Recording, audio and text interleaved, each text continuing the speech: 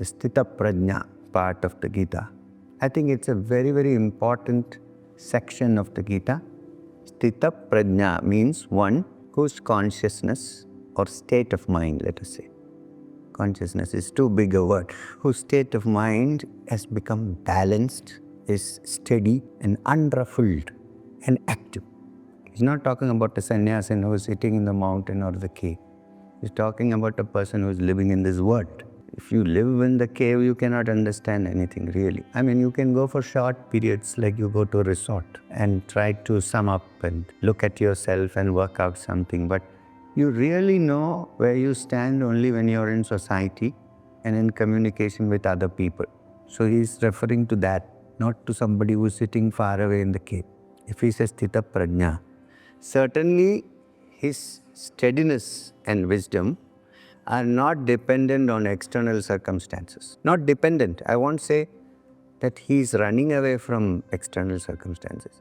Not dependent upon external circumstances, because if they were dependent on external circumstances, he cannot be sthita. Today everything is fine. Tomorrow there is some problem. So then my mind fluctuates. Apart from material problems, what we generally have are mind problems, ego problems. I think that I am a wise man.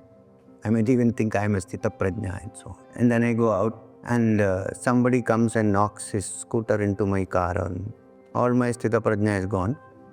I roll down the glass and shout at him. He gives me a slap and calls me a bloody fool. So what happens to my Sthitaprajna at that time?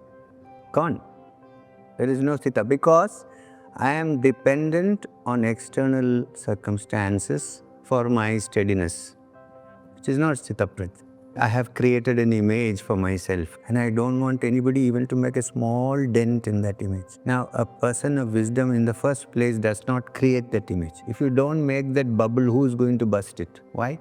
Because independent of external circumstances, there is an element in each one of us. It's not confined to Krishna or Arjuna or this man or that man. Every one of us. There is an eternal element in all of us, which by its very nature joyous.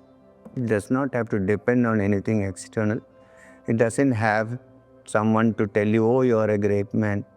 You're very happy if somebody says you're a great man. If somebody says you're a fool, am I?